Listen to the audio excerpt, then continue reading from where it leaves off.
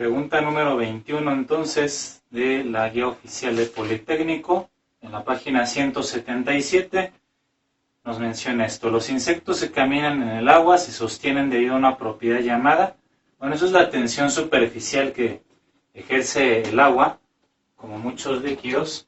La tensión superficial básicamente se refiere a la fuerza que tienen las moléculas en su superficie.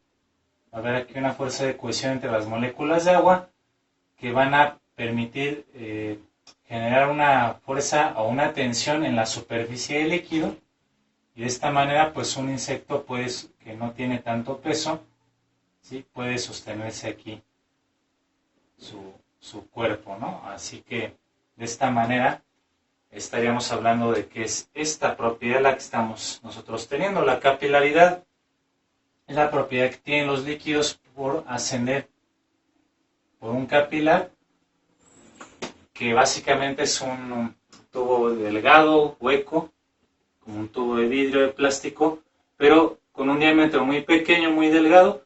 Si tú sumerges un capilar en un líquido, el líquido va a ascender a través del capilar, y así entonces tenemos lo que es la capilaridad. La cohesión, bueno, es la adhesión que tienen las moléculas, la fuerza que une a las moléculas. Básicamente son fuerzas eléctricas, lo mismo que la adhesión. Así que, bueno, son fenómenos relacionados a la capilaridad y a la tensión superficial. Y estos fenómenos originan estas dos propiedades, capilaridad y tensión superficial. Vamos a la pregunta número 22, relacionar las afirmaciones de la ley de Coulomb con el resultado correspondiente. Bueno, entonces la primera afirmación: cuando la distancia de separación entre dos cargas eléctricas aumenta, la fuerza entre ellas, es el inciso D, disminuye, ¿no? Ya vimos en la ley de Coulomb, de acuerdo a la fórmula que describe a la fuerza eléctrica, que cuando la distancia aumenta, la fuerza disminuye, son inversamente proporcionales. Luego la afirmación 2, si dos cuerpos cargados eléctricamente y separados a una distancia determinada experimentan una fuerza eléctrica de 500 newton, cuando la distancia aumenta 10 veces, entonces la magnitud de la fuerza electrostática es lo que dice el inciso A. Entonces la 1 va con la D, que es esta afirmación que analizamos. La 2 va con A. 5 newton, bueno, ¿qué es lo que ocurre? Si nosotros aumentamos la distancia a 10 veces, entonces vamos a tener nosotros ahí una relación inversa con la fuerza, y en vez de la fuerza de 500 newton ya no aumenta, ¿no?, sino disminuye. Al aumentar la distancia, la fuerza disminuye, y la única donde disminuye de 500 newton pues es el inciso A. La 3, si dos cuerpos cargados eléctricamente y separados a una distancia determinada experimentan una fuerza eléctrica de 500 newton nuevamente, cuando la distancia ahora disminuye 10 veces o se acercan 10 veces, la magnitud de la fuerza electrostática es de inciso C, ¿no? 5000 newton, porque de 500 aumenta a 50.000 newton. Por último, la 4 sería la B, y la relación correcta de columnas que nos da esto es el inciso D. Así que tiene que ver directamente con el análisis de la ecuación de la ley de Coulomb, que ya hemos estado platicando varias veces. Vamos a la pregunta 23. Si se tiene un objeto descargado y es el inciso B, se le retiran algunos electrones, se cargará positivamente, ¿no? Si el objeto que está cargado eléctricamente le retiras electrones que tienen cargas negativas, pues se vuelve positivo, ¿no? Por el contrario. 24. ¿Cuál es de las siguientes afirmaciones acerca de la eficiencia de una máquina térmica es verdadera? Es el inciso B. De acuerdo a la segunda ley de la termodinámica, la eficiencia nunca llega a ser de 100% ni mayor del 100%, sino siempre es menor que el 100%, el inciso B. En la pregunta 25 ahora tenemos un problema donde hay que calcular el coeficiente de fricción de una masa de 5 kilogramos. Sí se sabe que para moverla es necesario aplicar 10 newton de fuerza. Bueno, primeramente vamos a establecer aquí los datos en la pregunta número 25. Nos piden calcular el coeficiente de fricción, de una masa de 5 kilogramos. Si se sabe que para moverla es necesario aplicar una fuerza de 10 newton. Bueno, la fórmula para la fuerza de fricción se define como el coeficiente de fricción, en este caso cinético. Aquí nos piden la fuerza de fricción cuando ya se está moviendo, es cinético. Es igual entonces a ese coeficiente multiplicado por la fuerza normal. Y así nosotros pues vamos a establecer el despeje en la fórmula, el coeficiente, nos piden el coeficiente. Aquí, al despejar el coeficiente de fricción cinética, la fuerza normal pasa dividiendo. Y entonces, como nos está diciendo que es necesario aplicar una fuerza de fricción, una masa de 5 newton, vamos a calcular el peso, que es la fuerza debida a esta masa. El peso es masa por gravedad, entonces va a ser 5 kilogramos. Vamos a tomar la gravedad de 10, que es lo que nos dice aquí, o sea 5 por 10, 50 newton. Y así de esta manera, resulta que cuando el cuerpo está en movimiento, el peso va hacia abajo. Bueno, ya sea que se esté moviendo en reposo, la fuerza va hacia abajo, la fuerza normal se establece hacia arriba, contrario al peso. En este caso, como son de la misma magnitud pero dirección contraria, puedo tomar este peso también como la fuerza normal y así sustituirlo en la fórmula, mientras que la fuerza de fricción sería esta de 10 newton, porque nos dice aquí el problema que para mover este cuerpo se necesita una fuerza de 10 newton. ¿Sí? La fuerza aquí aplicada se contrarresta con la fricción, y entonces esto lo puedes tomar tú como la fricción, 10 newton, se elimina el newton, también un 0 arriba y abajo, y un quinto es en decimal 0.2, que es el inciso C. De esta manera entonces es como se está resolviendo este problema al nosotros aplicar el concepto de la fricción estática o cinética como la fuerza, el coeficiente de fricción es la fuerza de fricción cinética. En este caso la fuerza que se necesita para empujarlo es equivalente a la fricción cinética o a la fricción en el movimiento, dividido entre la fuerza normal, que a su vez la fuerza normal es equivalente al peso. Así que de ahí nosotros, relacionando esto, es como pudimos resolver correctamente el problema. Y hablaré, como les decía en el video anterior, en un video específicamente sobre el tema de la fricción, para que ustedes lo entiendan aún mejor de ser necesario. Pregunta número 26, tenemos otro problema. Dice, se sabe que una mujer en la Tierra pesa 900 newton, entonces su peso en la Tierra es de 900 newton. ¿Cuál es su peso en Júpiter? Esa es la pregunta. ¿Dónde la aceleración en metros sobre segundo al cuadrado debido a la gravedad de este planeta es 3 veces la de la Tierra? Bueno, como el peso es masa por gravedad, y aquí la gravedad es 3 veces, la masa es la misma, pero sería multiplicado por 3G. 3 veces la gravedad de la Tierra, ¿de acuerdo? Entonces, directamente el peso de la mujer en Júpiter sería este peso que ya sabemos que tiene la Tierra, 900 newton, ¿sí? Se va a multiplicar por 3. Eso lo justifico acomodando el 3 antes, porque el orden de los factores no altera el producto. Masa por gravedad es el peso en la Tierra, que es 900 newton, por eso este 3 es el único factor que se modifica, y así tengo el peso en Júpiter, que sería de 2700 newton, el inciso D.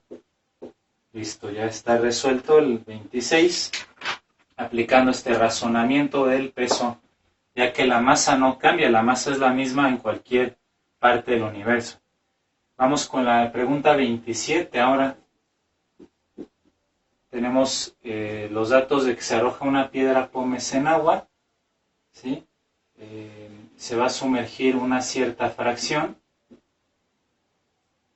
10 centímetros, tiene un área de 10 centímetros cuadrados esta piedra, digamos en su base, su área. A es de 10 centímetros cuadrados. La parte de la piedra que flota tiene una altura de 3 centímetros. Entonces la parte que está flotando son de 3 centímetros. Calcular el empuje hidrostático si la densidad del agua se va a tomar ρ del agua como 1000 kilogramos por metro cúbico.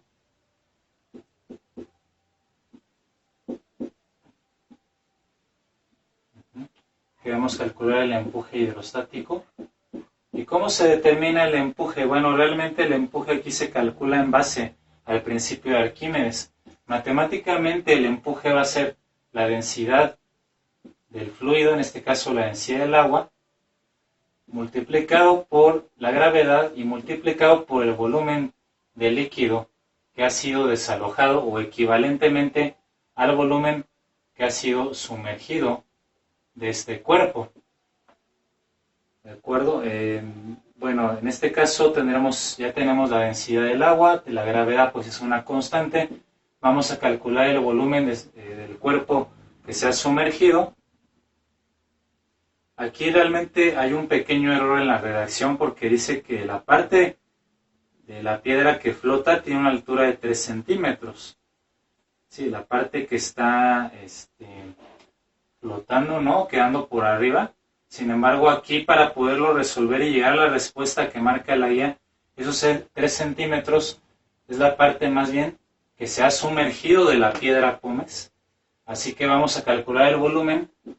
El volumen va a ser el área multiplicado por la altura. El área se mide aquí está en centímetros cuadrados, la altura en centímetros, así que el volumen va a ser en centímetros cúbicos, área de 10 centímetros cuadrados de la piedra por una profundidad que se sumerge de 3 centímetros.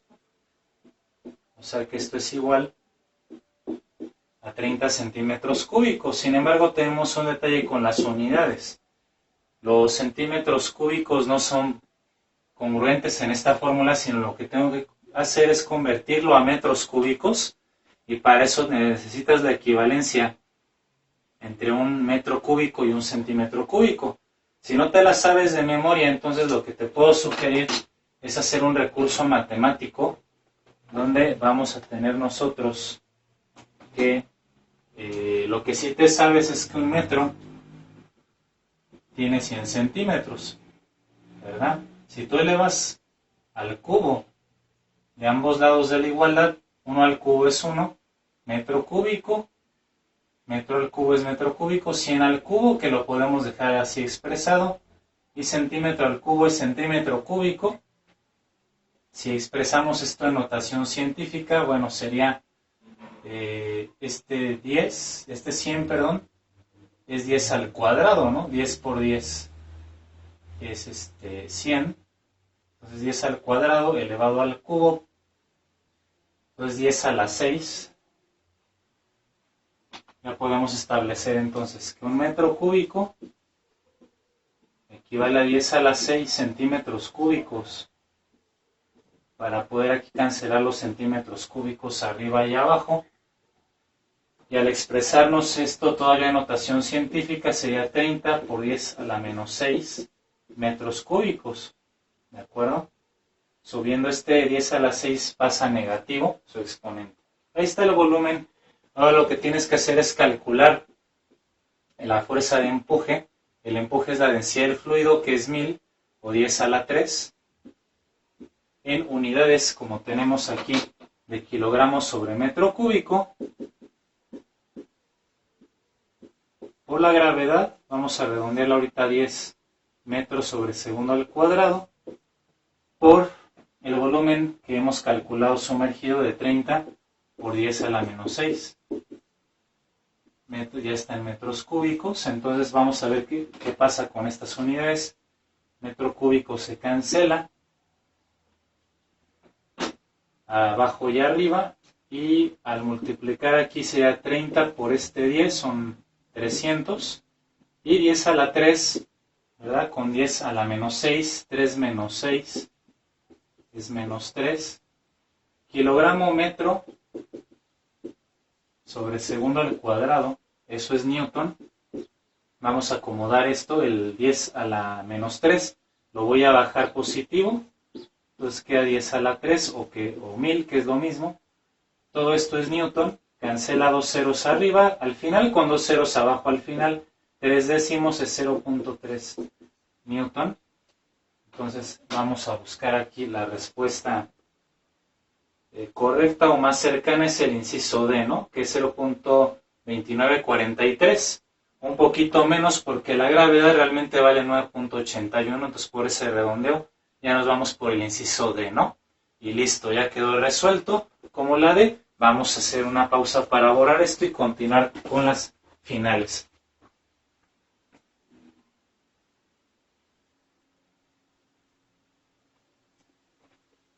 Muy bien, pues vamos a ver lo que es el momento dipolar eléctrico en la pregunta número 28. Bueno, ¿qué es esto del momento dipolar? Tiene que ver con lo que es un dipolo, que sencillamente el dipolo va a ser una carga positiva y una carga negativa, separadas a una distancia, aquí R vamos a poner, y el momento dipolar P es una cantidad vectorial que se define como la carga eléctrica multiplicada por la distancia o el desplazamiento que hay de una carga a la otra. O sea, la separación, vamos a decirlo más sencillo, la separación, la distancia que separa las cargas. Estas cargas de signo positivo y negativo son de hecho de la misma magnitud, pero sentido contrario, o carga contraria, perdón. El momento dipolar siempre va a tener en esta dirección, va a apuntar hacia la carga positiva, va a ir de la negativa a la positiva. Entonces este es el vector P, momento dipolar, carga por separación, la distancia que separa esas cargas. Y cuando nosotros hablamos por otro lado del campo eléctrico, ¿verdad? El campo eléctrico está generado vamos aquí a poner una carga positiva, que sea lo más fácil, por una carga positiva Q. Y las líneas de campo eléctrico, como se ve en este tema, siempre salen hacia todas las direcciones, salen de la carga positiva. De tal forma que si nosotros relacionamos estos dos conceptos, momento dipolar con el campo eléctrico, y vemos las figuras, nos pregunta, o lo que tenemos que llevar a cabo en esta pregunta número 28 es ordenar de menor a mayor la energía potencial. Vamos a ordenar de menor a mayor la energía potencial eléctrica. Bueno, la energía potencial eléctrica va a aumentar siempre que tú tengas más cercanas dos cargas del mismo signo, ya sea dos positivas o dos negativas. Cuando están más cerca estas cargas del mismo signo, la energía potencial aumenta. ¿Por qué? Recuerda que las cargas del mismo signo, ¿qué pasa? Se repelen, ¿no? Entonces, mantener cercanas dos cargas iguales va a requerir más energía. En este caso, la energía potencial eléctrica va a depender de eso. ¿Sí? Conceptos que quizá igual no hayas visto nunca en tu plan de estudios, y entonces habrá que ir asimilándolos poco a poco. Pero estoy tratando de basarme en lo que tú ya sabes, precisamente, cargas del mismo signo se repelen, y si las queremos juntar más, va a ser más difícil o va a requerir más energía. De esta manera, entonces, el que tiene el arreglo, digamos, más favorable, vamos a ponerle signos aquí a las cargas eléctricas. Sí, en cada una de estas figuras, la carga positiva, que es la fuente de campo eléctrico, esta que puse como Q mayúscula, la vamos a poner aquí a la izquierda. ¿Por qué a la izquierda? Porque la línea de campo eléctrico siempre apunta a la derecha en cada opción. Entonces, si la carga positiva está a la izquierda, la línea de campo sale a la derecha. Sería una manera de representarlo así de una forma pues sencilla. Poner aquí la carga.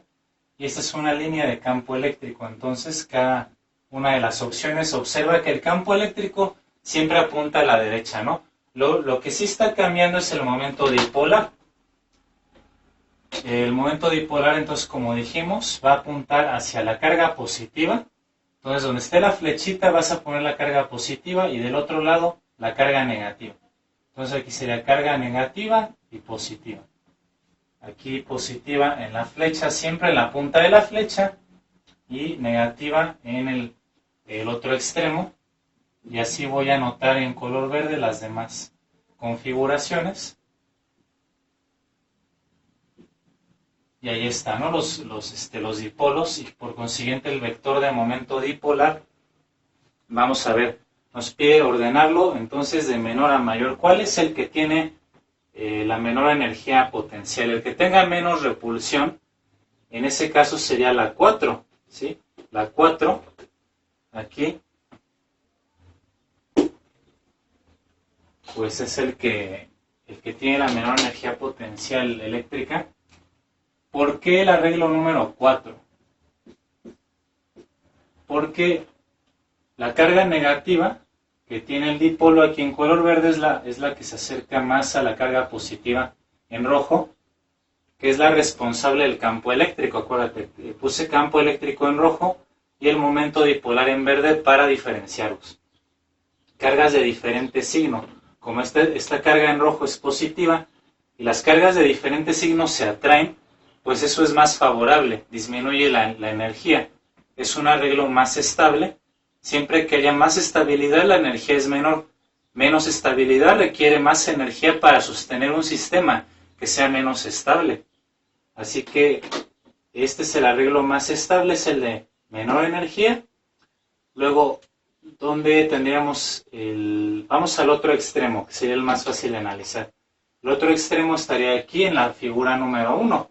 La figura número 1 es la que tiene la mayor cantidad de energía potencial, porque la carga positiva aquí en verde del dipolo está más cercana o más próxima a la carga positiva del campo eléctrico. Cargas del mismo signo se repelen. Eso requiere más energía potencial. Es el sistema que tiene mayor energía. Y finalmente, para diferenciar entre 2 y 3, el que tiene menor energía de entre 2 y 3, pues es el que tenga la carga positiva más alejada, ¿no?, en el dipolo de la carga del campo. En este caso la 2 es la que está, la carga positiva más lejana a la carga del campo eléctrico. Y aquí esta carga eléctrica, pues digamos, estaría acercando más este dipolo a la carga original, y por esa razón lo podríamos considerar en este orden, ¿no? Vamos a ver nuestra relación de acuerdo a lo que tenemos aquí. ¿Qué respuesta viene así ordenado? El inciso B. El inciso B, entonces, es lo que nos, de hecho, marca también la guía en su hoja de respuestas por esta explicación. Entonces, hay que tener muy en mente esto, tanto campo eléctrico como lo que es el momento dipolar eléctrico, que se usa mucho en las moléculas, y por eso en ciencias biológicas nos interesa para cuestiones de la química cuando tú pases al nivel superior en tu carrera. Pregunta 29. Un cuerpo lanzado verticalmente hacia arriba se encuentra momentáneamente en reposo en el punto más alto, ¿no? Cuando tú lanzas un objeto verticalmente, va a llegar un momento en el que llega a su altura máxima y en ese instante se encuentra en reposo y después va a caer. En el punto más alto de la trayectoria, entonces está en reposo, sujeto a la fuerza gravitacional, ¿no? La 29 es el inciso B de bueno. Pregunta 30, también una pregunta teórica hasta cierto punto. Si un objeto se mueve en línea recta con una aceleración constante de 3 metros por segundo al cuadrado, se puede afirmar que es el inciso C. Si tú conoces bien la definición de aceleración, pues no vas a tener ningún problema. Cada segundo su velocidad aumenta en 3 metros por segundo.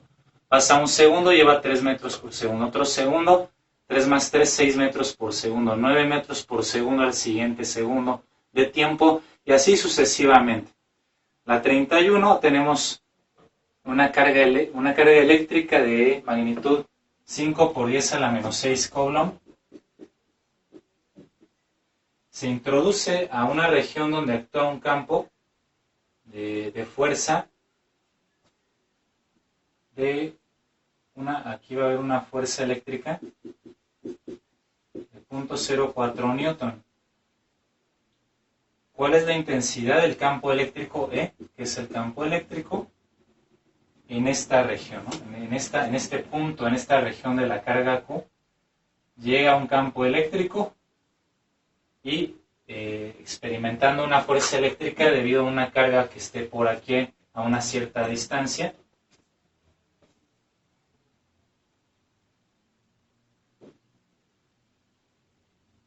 Y bueno, entonces vamos nosotros a poder establecer este cálculo del campo eléctrico con la definición original del campo eléctrico.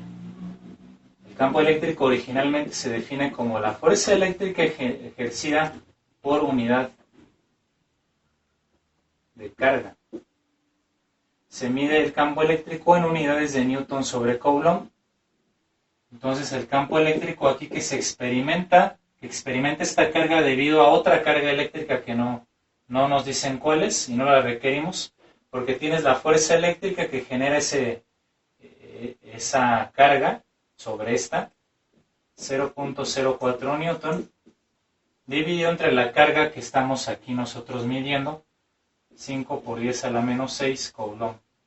Cuando nosotros buscamos hacer estas operaciones, conviene recorrer el punto aquí para ponerlo en notación científica como 4 por 10 a la menos 2 newton. Siempre que se recorre a la derecha, el exponente disminuye. 2 lugares, el exponente es menos 2. Esto entre 5 por 10 a la menos 6 Coulomb. Cuando nosotros dividimos 4 entre 5, que son 4 quintos, vamos a obtener un valor de 0.8.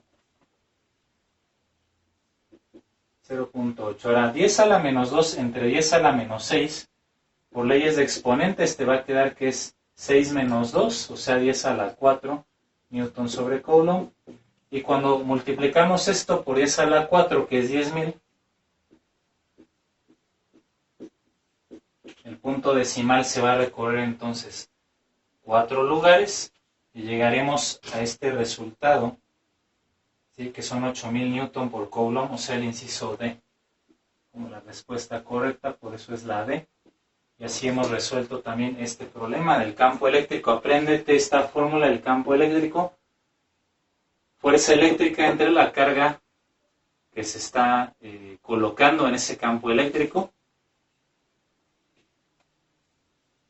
Y así proseguimos con la 32, que es una pregunta de teoría. ¿Qué rama de la física estudia los líquidos en reposo? La hidrostática, ¿no? Hidroagua y estática de reposo. Inciso B. 33, vamos a resolver un problema de un conductor que se conecta a una diferencia de potencial de 10 volts. Un voltaje, una diferencia de potencial de 10 volts. Deja pasar una corriente, intensidad de corriente igual a 1 miliampere. Y así tenemos que determinar la resistencia. Bueno, la resistencia por la ley de Ohm, al despejar tenemos que va a ser el voltaje dividido entre la corriente. Entonces, este voltaje son 10 voltios y el miliampere, ¿no? Bueno, el prefijo mili es la milésima parte, o sea, 1 por 10 a la menos 3 o simplemente 10 a la menos 3 amperios. Por leyes de exponentes, entonces la resistencia va a ser 10 a la 1 entre 10 a la menos 3. Va a quedar 10 a la cuarta ohm.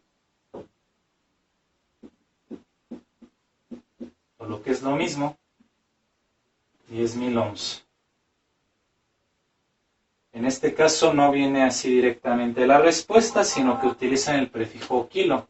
Kilo es 1000, ¿no? Entonces, quitando estos 3 ceros, que es 1000, sería 10 kiloohms. Entonces, estos 3 ceros son 1000, equivale al prefijo kilo. Y así ya la respuesta se ajusta con el prefijo correcto al inciso B. Luego vamos con la pregunta número 34. Tenemos capacitores conectados en paralelo, cuya capacitancia equivalente debe ser 8 nanofaradios. Bueno, en un circuito en paralelo, al igual que en las resistencias, aquí se representan los capacitores, que son dispositivos eléctricos empleados en circuitos, sobre todo, capaces de almacenar carga eléctrica y por consiguiente almacenan energía eléctrica. Tienen un gran número de aplicaciones y cuando se forma circuito en paralelo, resulta que la capacitancia total o la carga total que puede almacenar este circuito por unidad de voltaje o por diferencia de potencial, aquí está la batería 9 volts, es simplemente la suma del capacitor 1 más el capacitor 2 en este caso, 2 nanofaradios. La unidad para medir la capacitancia es el faradio, prefijo nano, que es 10 a la menos 9. Pero entonces 2 más 6 es igual a 8 nanofaradios, que es el requisito que te pide aquí. Por eso es el inciso A la respuesta correcta, porque el único circuito que cumple con una resistencia equivalente de 8 nanofaradios es este. En un circuito de capacitores que están en serie, ¿sí? la fórmula va a ser de recíprocos. Uno entre la capacitancia total es 1 entre la capacitancia 1 más 1 entre la capacitancia 2 más 1 entre las capacitancias que sean, ¿no? De esta manera también va a ser necesario que tú te memorices estas relaciones de capacitancia en los circuitos. La capacitancia matemáticamente entonces originalmente se define como la cantidad de carga almacenada Q entre el voltaje o diferencia de potencial y Coulomb entre volt. Se conoce con el nombre del faradio o farad únicamente con símbolo F mayúsculo. Hay que tener en mente que es la capacitancia y el cálculo de las capacitancias totales en circuitos en paralelo o en serie. De esa manera entonces se va a poder resolver correctamente estos problemas del tema de capacitancia. Por último, la pregunta 35, vamos a ordenar las siguientes acciones de acuerdo con los pasos que se siguen para la electrización de un cuerpo por el método de inducción. Bueno, vamos a explicar un poco qué es el método de inducción. Para cargar un cuerpo, básicamente no se realiza un contacto físico. Y vamos a ver de una vez la respuesta correcta, es el inciso C.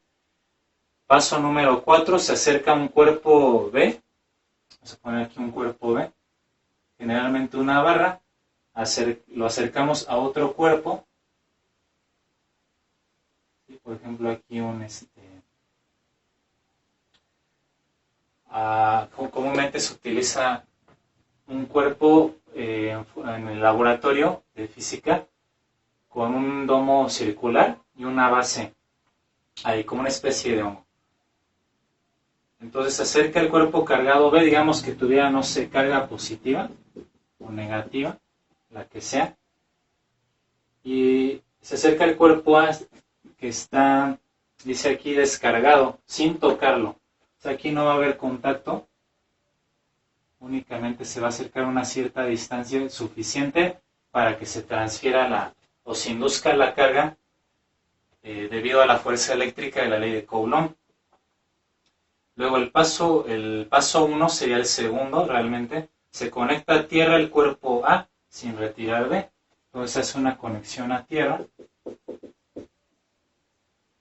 que permite que el exceso de cargas que tuviera el cuerpo A se transfiera a la tierra y así queda neutro eléctricamente este cuerpo A.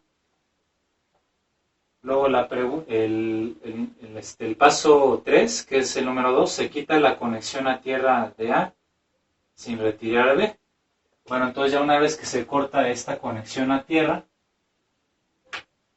ya no hay forma de que este cuerpo transfiera la carga que tuviera la Tierra, y así al mantener cerca este cuerpo va a poder inducir una carga eléctrica allí, que sería finalmente el paso 3, se retira el cuerpo B y el cuerpo A ha quedado cargado por inducción. Entonces se retira ya finalmente este cuerpo B y así el cuerpo A ha quedado, después de que no tenía carga, que estaba neutro eléctricamente, ahora sí ha quedado ya finalmente con una carga eléctrica, ya sea positiva o negativa, pero ha quedado cargado eléctricamente, por eso es el inciso C. Entonces aquí ya concluimos ahora sí con la pregunta 35, todas las ejercicios, preguntas para el área 2, de tal manera que va a ser muy importante que tú estudies a fondo estos temas, sobre todo, como ves, lo más extenso es el área de electricidad y magnetismo, circuitos, ley de Ohm, campo eléctrico, ley de Coulomb, etc. Así como los demás temas que igual vienen en el temario de la guía. No quiere decir que porque vienen más preguntas en esa área, ya sea lo que definitivamente se va a preguntar más en el examen. También va a ser importante que hagas el examen de muestra aquí, como un examen de simulación, tomándote el tiempo de 3 horas, un lápiz, goma, sacapuntas únicamente, y miras tus conocimientos para que veas sobre dónde hay que estudiar más. Yo por mi parte seguiré buscando subir más videos de física, sobre todo de los temas en general, para que te puedas ayudar más, te pueda apoyar. Y si fue la explicación clara y eficaz, dar el pulgar arriba. Nos vemos para la siguiente.